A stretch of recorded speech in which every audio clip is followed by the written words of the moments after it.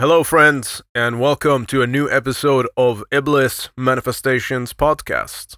It's great to have you all on board for another episode here. I'm going to be talking about a topic that's going to be a little bit different to majority of what you've heard, at least in the last few episodes. But I do think that it's a very relevant one to the general trajectory of the podcast, particularly the solo episodes that we've been doing, So I'm sure some of you were probably looking forward to this, as I always get requests of these solo episodes. And this, I think, is a very important one because it's one that has had a big role in my own life. And just to sort of clear the slate here and set the record straight, I am not here to cast judgment on anyone. Okay? The topics that I'm going to be discussing are merely a projection of my own story, how I've evolved as a person, and what I've personally found helpful and useful. Because one thing that's been interesting is that quite often people come to me with issues of addiction or sobriety. And of course, I'm very open to that, and I do feel a degree of responsibility. I never quite clocked why that is, because I guess my main sort of public story is that I used to be quite overweight and obese, and then I took control of my life, and then I took control of my health and physical well-being, and then I transformed that, and then now, of course, I'm actually working as a coach, helping other people do that. But the sobriety thing is something that, of course, people who know me in person, everyone's aware of this, more or less. But on the podcasts and on these platforms, it's not something that I'm extremely vocal about. It's not something I'm shouting on the rooftops about. It has come up in conversation, of course. But yeah, I never quite understood why it's something that people come up to me about. But I figured that maybe there's something I can do there. And that's why I decided to make this episode and just talk to you guys about my experiences, my perspective of it, what I think, and also in the mix of it all, I'm going to be sharing some science with you as well as to the, I suppose, the side effects of alcohol in particular. So stick around and we'll go through all of that. But as always, thank you for joining me on a new episode of Iblis Manifestations. And yeah, it's always a blast to have you all tuning in to the podcast. Really is. And if you enjoy it, of course, be sure to subscribe and share it around and all that jazz. Okay, so let's jump straight into the topic. So I guess first and foremost, one of the most important parts of this is probably my own background and upbringing, because perhaps, I think, for most listening to this, again, that's something that's a little bit different. Now, what do I mean by that is, of course, I grew up in a country where drinking alcohol is actually illegal. And it's something that is severely punishable. I mean, in Iran, if you're caught drunk or in possession of alcohol, I believe there are 3 or 4 different levels to the degree of punishment that you can get from it. And the first one of those is that you get 3 months in prison and 80 lashes. That's right, 80 lashes. It's pretty fucking brutal. And even if you like getting lashed, I don't think getting 80 of those is really a nice thing, So yeah, that's pretty horrific punishment, I think, just for being drunk, And actually, that's something that took a lot of issue with, the fact that the Islamic Republic were dealing with it that way. It's something I had a lot of problems with when I was over there, because for clarity's sake, I have drank plenty of alcohol in the past, including my time in Iran. I almost got caught once, actually. That could have been terrible, but that's a story for another day. So that's the kind of background that I come from. You're not allowed to drink. However, of course, the rebellious nature, I mean, this is just my personality as a whole. If you tell me to do something, I will go and do the opposite tenfold just to say fuck you, because that's just what I'm like. I don't like people telling me what to do, and I don't go along to get along either. I'm a very difficult person in that sense, and it's a blessing and a curse because it's the thing that's also allowed me to be as involved as I have been, especially in the creative endeavors that I've been a part of, and it's that I have a clear set of ways, and I think that yeah, the whole thing just always rubbed me the wrong way. And I gotta say as well, as an Iranian, most Iranian people listening to this will probably already be upset at the fact that I no longer drink, because to us as Persians, I mean, you got Shiraz wine, that is named after one of our most important cities. For those who aren't aware of this, alcohol, or at least the industrial version of it, was actually discovered by a Persian scientist named Zakaria Razi. And on top of this, it's been a big part of our culture pre the whole Islamic revolution thing, because you have to think that even back in the ancient days in Persia, one thing that they used to do, which I still think, I guess, is kind of a cool way of doing things, is that they used to, if they wanted to assess whether an idea was good to implement in society or philosophy or whatever it was, what they used to do is that they used to discuss and debate that idea once when they were sober, and then another time when they were under the influence of alcohol and wine, whatever it was they had back then. Which, that's kind of a cool thing, especially for an ancient culture, So again, there is a part of me that is slightly conflicted, because by rejecting alcohol, I'm also rejecting something that's very ancient, and it's something that's deeply rooted in my own culture, not just mine, but plenty of other cultures. I mean, you look at the Vikings, and it's the history is very rich when it comes to this particular substance. But there's of course more to that as we go along, and I'll unpack all of this. But again, coming back into my own upbringing, I grew up in an environment where you weren't allowed to drink, and I was, of course, thankfully, as part of a very open-minded family, where we actually, it's kind of funny, I think, but we actually had dealers who would show up to the house or the apartment wherever we lived, and then we would buy alcohol from them, like one. I think a thing that's really popular in Iran is that if you like beer, I think Tuborg, for whatever reason, is one of the most common beers you can grab, and it tastes like absolute shit, but you can make up for it by having pistachios with it. Or Johnny Walker. Now, whether it's proper Johnny Walker or not, I really don't know. I legitimately don't know. But anyway, those are the kind of drinks that we would have. Or Chivas Regal, and some. I think Absolute Vodka you can still get. Smirnoff, all that shit. So yeah, you can still get those in Iran if you've got connections. Which I think most people probably do. So there is that.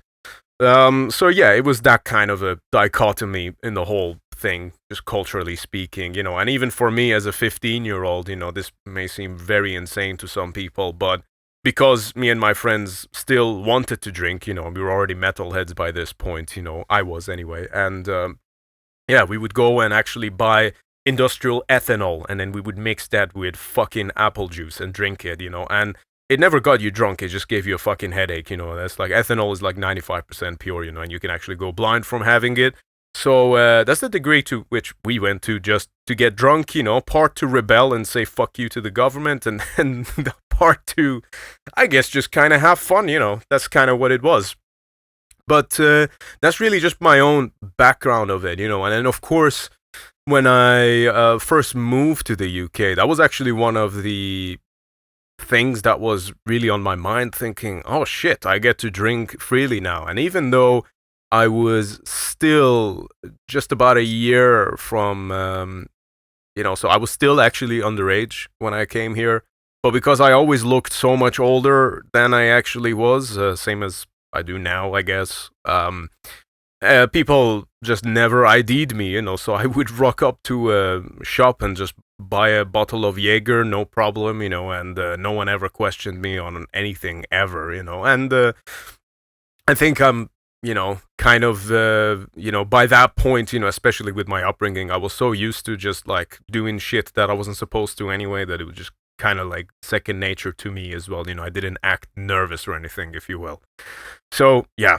There's that. And yeah, it was just having that sort of abundance of access to something that wasn't allowed was it was exhilarating, I must be honest, and especially, when you come from a society where they tell you, oh, you're not allowed to have this, and then all of a sudden you've got access to it wherever you want. The only thing that you have to pay for in exchange of it is just a little bit of money. It's like, okay, cool, let's get as much of this as we can.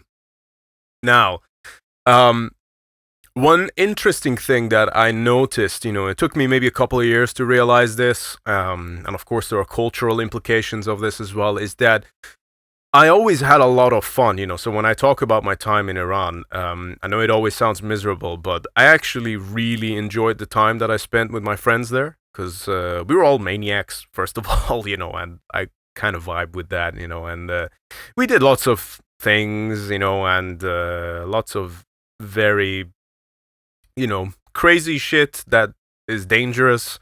And also, I think very much necessary in a young man's life. I will also say that you need to do that as a man to really find yourself, and it's important to get the outlets to do dangerous, stupid shit at that age, and hopefully you'll live to tell the tale. And but we never really had that much alcohol involved, even though we had the odd occasions that I already mentioned earlier.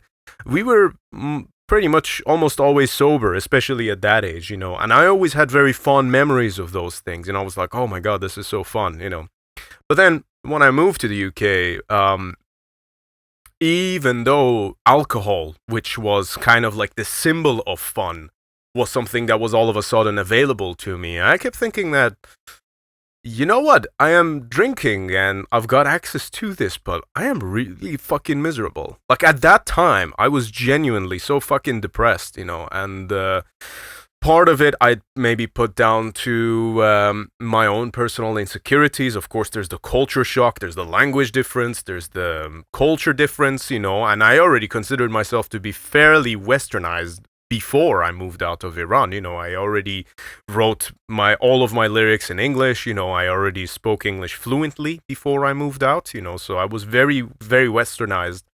But then there is that kind of a cultural difference, and British people are totally different than pretty much anywhere else. They have their own mannerisms, they're very passive, and that was something that was difficult for me to get used to at that time. So there's a lot of variables here. But that it just kept surprising me how, even though I was drinking, because that was the thing that we kept associating with fun, I wasn't really having fun. And in fact, I was just really sad. And it took me some time to wrap my head around this, really. You always just blame different things. But anyway, it's just one of those things, and like I said, I'm not a person who likes to go along to get along, which is part of the reason why now I'm so content with the fact that I no longer drink, and for the record, it's not only that I don't drink, I don't smoke tobacco anymore, I don't smoke weed anymore. I don't do any kind of drugs. I don't do cocaine. I don't do speed. I don't do ecstasy. I don't do any of those things. I don't even really do psychedelics anymore, although my opinion of them is far more positive in comparison to all the other substances that I just mentioned. But even that is something that you gotta approach with a lot of caution and a lot of education, and you need to have the right setting for it. But that's a different conversation, which I have actually talked about in a previous episode called Psychedelic Adventures. So that's another one. But yeah, just generally speaking, I'm very content with the fact that I don't drink. If anything, to me, it's kind of an empowerment thing to stand out. Now, let's talk about why I decided to stop, okay? So, first and foremost, let's unpack the detrimental effects of alcohol on one's health. Okay? Now, amongst the side effects would be cardiovascular disease, an increased chance of getting stroke. Okay? We don't want that. And amongst the other things that would happen is increased risk of cancer. That includes mouth, throat, esophagus, breast, and on top of that, it also weakens your immune system.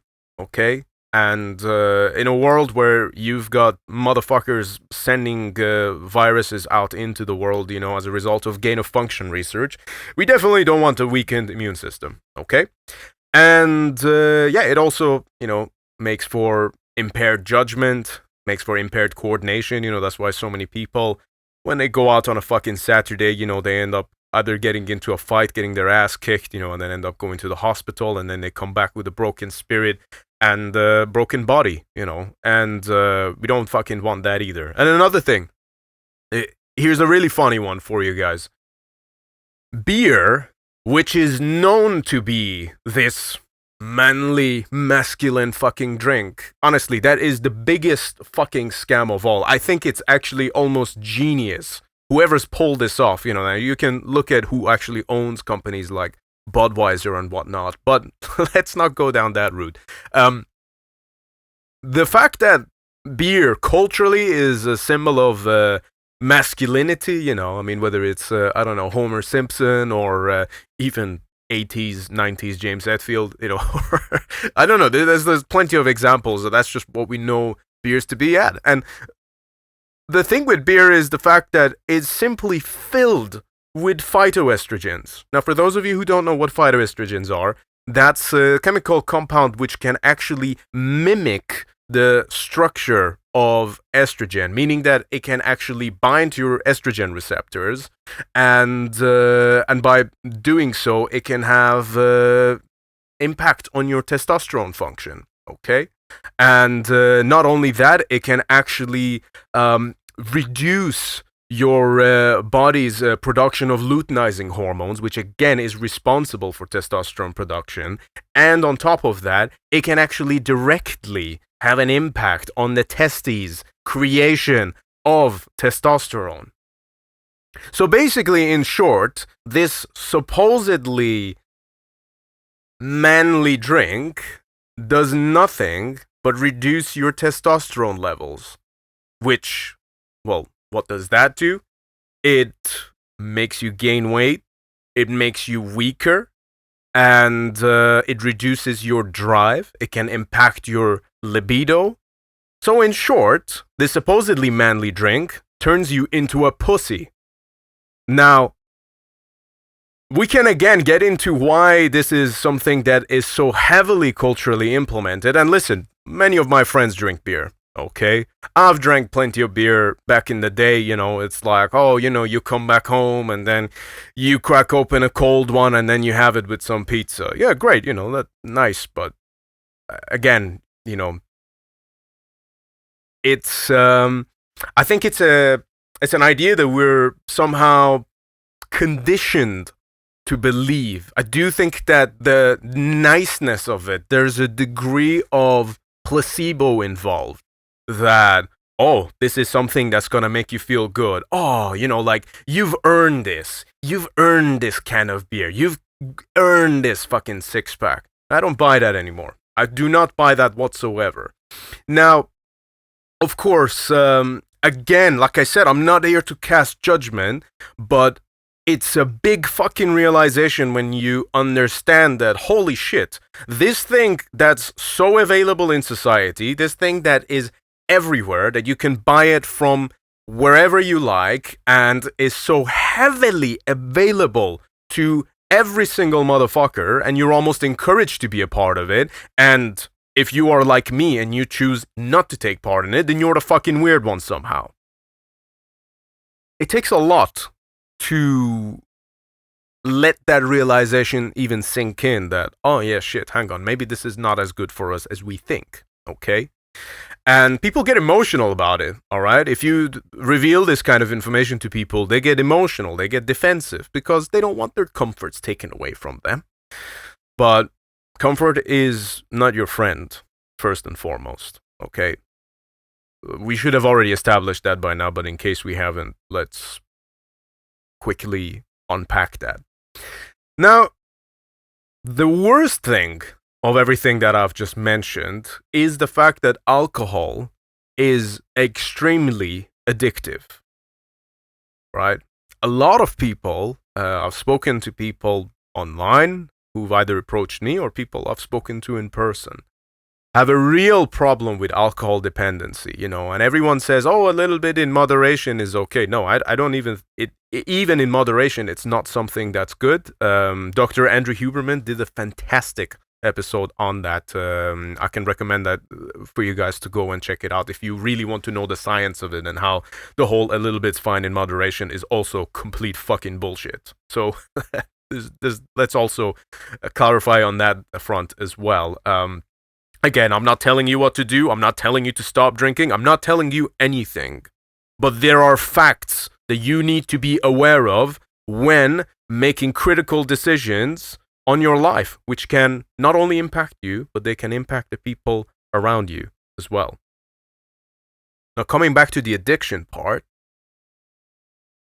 I remember many years ago, my father actually ended up going to this sort of a rehab facility in Tehran because one of, I guess, friends/relatives of ours needed to visit there. And this was actually related to opium, because opium is quite common in Iran because we're just borders with Afghanistan, and then that's like where pretty much majority of the opium in the world comes from. Okay. That's why the Taliban have got a pretty good fucking business deal going on right now. But anyway, different topic. He went to this rehab center with our relatives, and I think when he was being seen, he made conversations. My dad made conversations with this other gentleman who was there. And he was saying that, of course, they saw lots of really rough, really tragic fucking things there, such as even, I think they had like 13-year-old girls going there for being hooked on heroin. It is really fucking tragic stuff, of course, as you can imagine, as you probably would expect to see in an environment like that. Now, the thing that this guy said that my dad then relayed to me in conversation later, which then really stuck with me, and this was still at a time that I was super big fan of alcohol anyway. He said that the worst substance that anyone here is addicted to is alcohol. Not the heroin, not the crocodile even, not the crack, not the cocaine, alcohol. And that's because the dependency that it creates on the body is such a difficult fucking thing to shake off. And one thing that also happens, and this is something that I even personally experienced, is that through excessive consumption of alcohol, now what the marker is for that excessive amount being a thing, I don't know, okay? But one thing that happens is that you get so fucking fuzzy from the extended exposure to this goddamn substance that when you take a step away from it, you're just kind of in this haze. You have a hard time being present. You have a hard time being in the moment, which is what you want when you're going through your life. So it has a very detrimental impact also on your quality of your life, just in that sense. But when you do drink again, you almost feel that degree of alertness and sharpness kind of come back, which of course is short-lived anyway. So there's also that. And then on top of it, like I said already, it's the worst thing apparently that people were being addicted to. Now of course that's a somewhat of it's just based on like a personal story of it. But however, it's still true, because I think that a lot of people who do get addicted to alcohol, they call themselves functioning alcoholics or whatever. I've met people like that who've said to me, I think I've got a problem, but I think this is what I am. The problem with it is that it's so available. No one tells you, oh, you shouldn't drink. Everyone says, come on, have one on us. It's your birthday. We'll buy you a shot. It makes it impossible, almost impossible to actually want to give that up. And, you don't want to be the weird one. You don't want to step on anyone's toes. So you go along to get along. You could say the same about people who are trying to lose weight and then get dragged into having fast food and shit like that, That's also addictive. That's also detrimental to your health and to your quality of life. But again, you don't want to step on any toes, so it's like, oh, okay, I guess I just say this just so they'll leave me alone. No. Conflict is something that is necessary in order to preserve your own honor and dignity sometimes. Okay? It's not a comfortable path, but that's something that sometimes we just have to embrace it. And sometimes you are going to have to make a decision. Do I just go along for the sake of keeping this other person happy at the cost of my own dignity and a decision that I already made earlier to improve my life, to become healthier?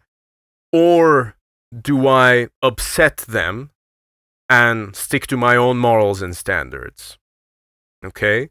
And you would be surprised at how many times people will choose to go for the former of those options. The thing that you also want to consider is that within this sort of societal spectrum of things, that people will become uncomfortable when you start growing out of things that makes them comfortable, right? And what do I mean by that? When you say, oh, I want to stop drinking alcohol, I want to stop doing cocaine. You guys have no idea how many times I have turned down cocaine, which, by the way, is sort of like a cultural honor. If someone just says, hey, do you want a line?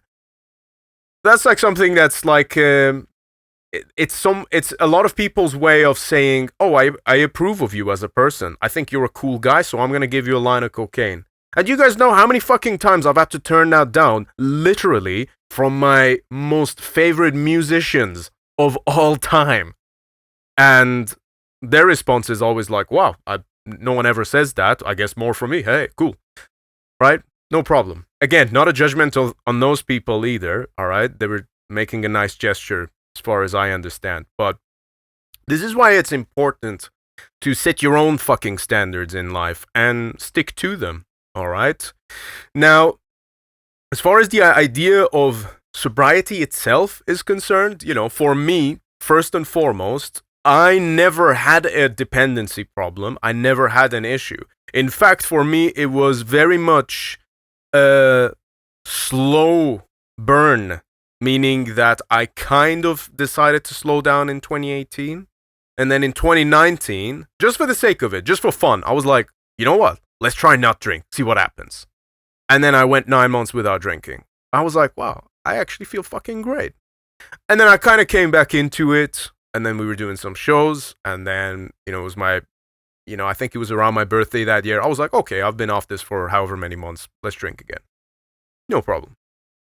And then eventually it got to the point just around August 2022 where I was like, you know what? I'm going to have one last blowout. Like, I guess a lot of people say that, but then they always relapse back into it.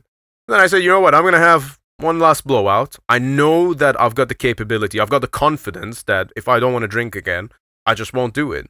I didn't make a big deal out of it. I just hung out with my girlfriend, our bass player, and his partner at the time. We just drank and had a good day, good fun. Kind of, again, not that great because when you drink, you're everything just kind of gets a bit fuzzy and hazy, and I like to be in control. I like to feel the fucking painfulness of life. I like to fucking be like a hungry dog stuck to a fucking shoe that's not letting go because it keeps biting straight into it. That's my approach to life. So I don't like things that detach me from that. So in short, I don't like feeling sedated. All right. Now, after that, I was like, you know what? I think I'm good. I didn't even have like a bad hangover or anything. I was just like, you know what? Fuck it. I know enough to know that this is bullshit. And I don't even care about the benefits, just purely out of personal principle. I'm gonna stay away from this. Done. I never fucking did it again. But I didn't do it thinking that, here's what I want you to consider. I didn't think that, oh, I'm gonna quit drinking and this is exactly how it's gonna be for the rest of my life. No. This was me saying, I'm just not gonna drink, and that's my standard. So when it becomes your standard, it means that it's a day-to-day, or rather day-by-day principle that you stick to. And this is why a lot of times, you might have heard this before, they say that if you've got issues with addiction, anything like that, the best way to do it is to just approach it one day at a time. And that's kind of what I did as well. Because it's like this. think of it like this, right? So for any of you who are in committed relationships or even married especially, when you get with that person and then you kind of decide that, okay, this is serious. If someone came up to you and said, for the rest of your life, you're never going to be able to have sex with anyone else except that person, that would kind of make you feel a bit uncomfortable. That would make you think that even though you love that person or you really care about being with them, you might think a bit like, well hang on a minute, like, for the rest of my life with no one else? But I might be missing it. No. And then that could fuck with you. But then the way you do it is that you decide to dedicate your time, your effort, your loyalty, and your attention to that person one day at a time. Okay? You don't know what the fucking future holds. Okay? If you're a control freak like I am, where you try to micromanage everything, there's no way for you to control the future. You don't know what the fuck's gonna happen. Okay? So the best way you can approach it is one day at a time. I'm gonna love this person one day at a time. Just like I'm gonna quit alcohol one day at a time. I'm gonna quit cocaine one day at a time. Oh, I already bought some. I already paid for it. That's okay. Let me just put it in the drawer, whatever. I might take some tomorrow, but I'm not taking any today. All right? And one big little bracket there as well is that the issue with cocaine in particular is because it has such a high monetary value attached to it, you look at it as an investment. Okay, a lot of people will think, well, I've already paid, I don't know, £50, or I don't know, $50, $100 for this. So that is worth $100. Well, what are you going to do? Are you going to fucking sell it back to someone else? You're not. That money that you paid for that, you've already fucking burnt it. You're not going to get that back. All right? Now, what you've turned that money into is a substance that's actually going to hurt you. And it's going to damage you. And it's going to damage your brain. It's going to hurt you physically. But mostly, it's going to hurt you mentally. And it's going to make you dependent on itself. So the best thing you can do, really, is to just throw it away. You already burned the money. Don't think of it like, oh, it's an investment. No, you already burned that money the moment you handed the cash to the dealer. Just get rid of it. That's my personal advice anyway. Because I know how cocaine users look at cocaine. And yeah, I have my own experience of it. I never looked at it that kind of deeply. I just, from the first few times I tried it, I was like, you know what, this is really fucking overrated for what I thought it was going to be anyway. And it's an idea, it's smoke and mirrors. And it doesn't, I don't know, for me at least, maybe there's something wrong with me, but it didn't even make me feel that good. It was just 30 minutes of you want to talk non-stop to people and feel like, yeah, we're going to do something. You never do anything, and then that feeling runs out, and you're like, Let's get some more. That's it. You don't go anywhere. All you're doing is just burning out your own fucking brain fuel and burning through your own money. For what? And if you're in America, unfortunately, with the huge fentanyl issue that's going on there right now, we're at the point where fucking parents are giving their kids test kits to take to parties to test the purity of the fucking cocaine. It's a lot easier just to avoid it, I think. But that's my opinion. Again, not casting any judgments here, but let's not fucking kid ourselves. It's not great. There's nothing good that comes from it. All right? And it's unearned dopamine. It gives you dopamine. Well, it's like, what have you done to earn that dopamine?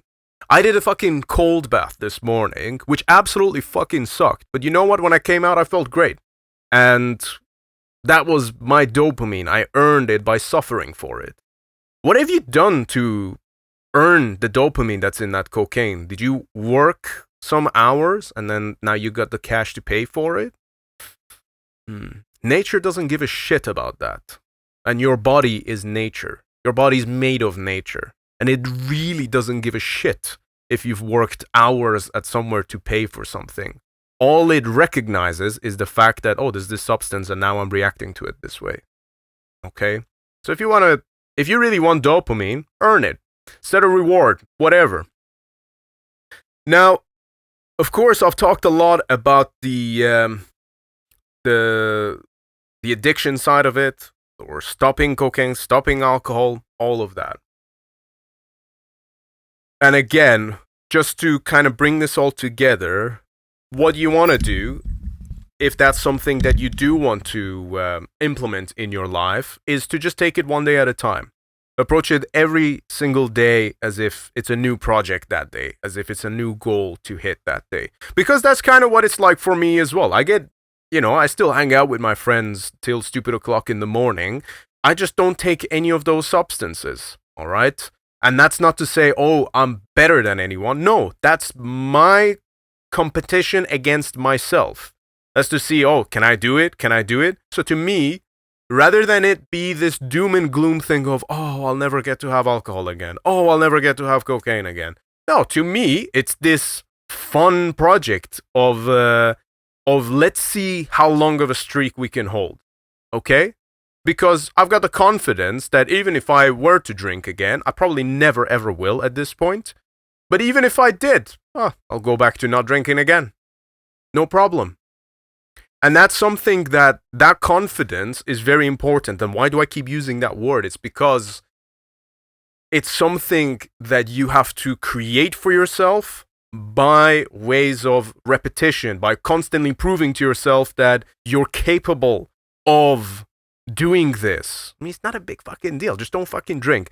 And what do you do to do that? Just don't go to the shop and just don't walk past the alcohol aisle. It's all fucking bullshit anyway. Honestly, it's a fucking tool of population control built to fuck with every single one of us. Not only it destroys your health, it destroys culture, it destroys fucking society. No one can even keep a fucking normal relationship because people nowadays, they'll fucking go out and then they'll get drunk and then they'll cheat on someone or they'll get into a fight.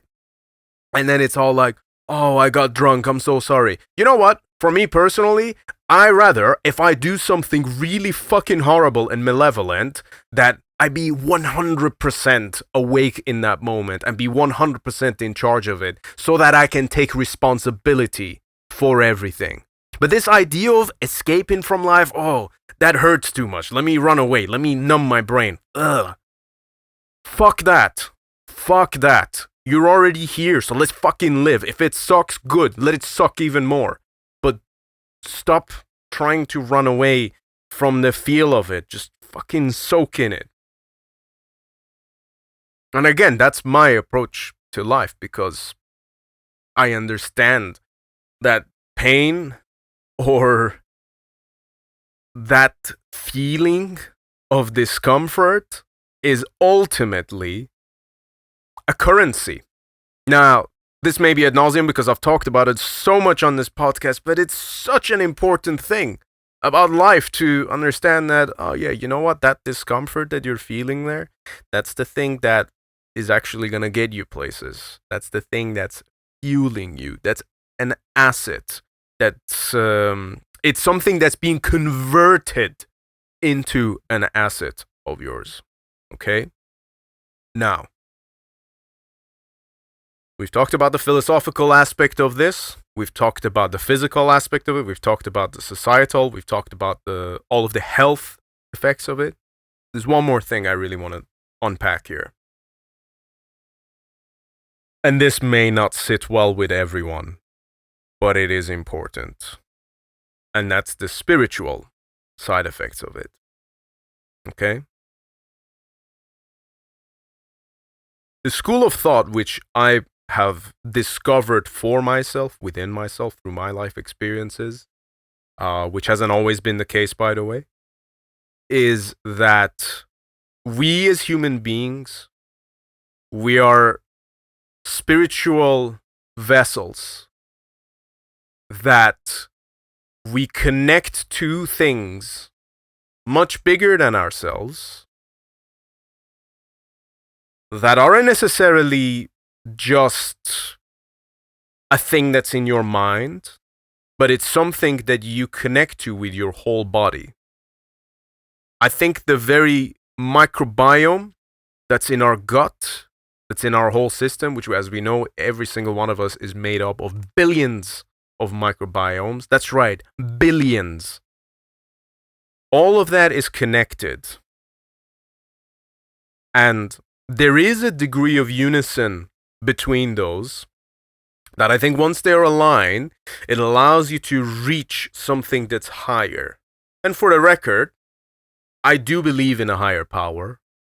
I know that there is one, and I know that I have my own connection with it. And this is not a philosophical, it's not a philosophical, it's not a philosophical debate. But rather what it is that this is simply my understanding of it, and I'm sure that there's a reason why so many of the religions have tapped into this. When it comes to the case of alcohol, in particular, I view it as a way of scrambling the signal of us being connected to our higher power. Or let's just call it the best, highest version of you that somehow exists in the ether, and it's all connected in like this cloud of deep subconsciousness that's connected to the planet, to the solar system, to everything. There's this deep web of consciousness. And you don't just connect to that with your mind alone, but your body's involved as well. It's a full body experience, which explains why when people have deep religious experiences, or whether it's the Kundalini awakening, we talked about this a couple of episodes ago, when that happens, you get literal physical vibrations in your body that you cannot stop. And I think that alcohol and certain substances disrupt that.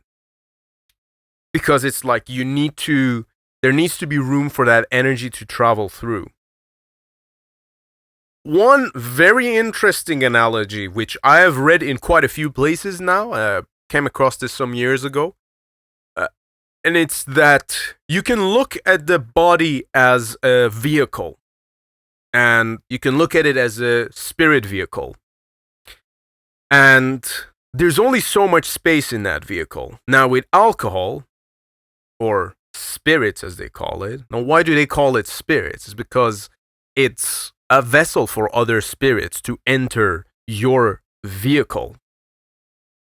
That's why sometimes when you speak to someone who's drunk, you can look into their eyes and it's like either there's nothing there, or it's that they're not there, but something else is. Okay? And when you drink too much, what happens is that your vehicle gets overcrowded with other spirits to the point that your spirit, your soul, decides to step out because it's overcrowded. And that's when a person blacks out. And that's when these spirits that have taken over the vessel, the body, will now begin to abuse it in the most horrendous ways. They will begin to do things to this body that it would never otherwise do. Meaning, you would get into fights. You would do and say hurtful things. That you would have sex, for example, with the most disgusting people. And, and I think that's, again, you should really have standards when it comes to that, whatever, regardless of your faith or belief or culture, whatever, you should have standards who you share the most intimate parts of yourself with. Man or woman, I don't give a shit. And I think that one of the interesting things about it is that, yes, they'll say that, well, actually, it's this physical thing, and then that's what's happening with your brain, and blah, blah, blah, whatever. Yeah, but I think that the spiritual side of it could very well be the same thing that's happening exactly at the same time. It's just that when you look at it in the third dimension, you're seeing something different. Okay? So, this idea of drinking yourself to death because you think you're being rebellious. The only thing that you're rebelling against is your own greatness. And that's the fact. When you're trying to run away from your responsibilities, when you're trying to run away from the thing that's difficult, but deep down you know you really should be doing, only person that you're hurting is yourself. And I think that there's a reason why these things are so readily available to us in a society that's constantly trying to keep us sick, trying to keep us weak, trying to keep us segregated, obedient, and desperate. I think there's a reason for all of that. And you could say it's about control. You could say it's about power. Yeah, I think those are all true. But I think ultimately, at the end of it,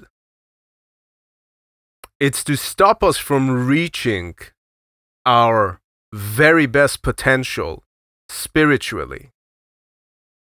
Because if we were able to connect with one another on a deeper level, there could be a lot of very interesting things that could happen in this world. And I think it's the thing that a lot of religions are trying to replicate, perhaps. I don't know. I don't think that they've all quite got it there yet, but there is a degree of unison that happens with those. And I think if you really want to, if you really want to, if there's a real devil in the world, what he would want to do is to disrupt that unison.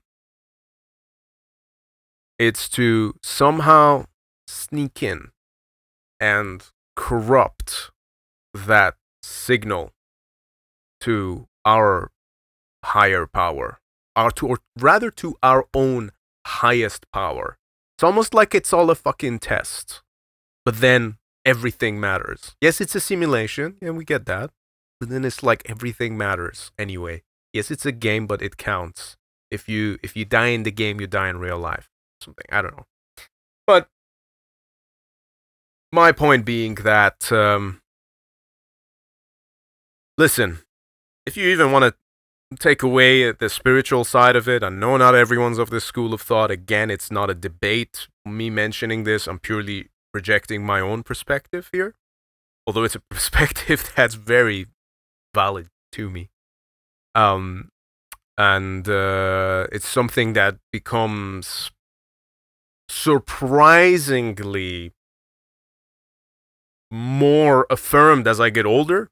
Like, I keep waiting for the doubts to come in and then for me to change my mind, but it only keeps reaffirming itself somehow. Even though I keep trying to question it, it's like, oh no, hang on, this is legit.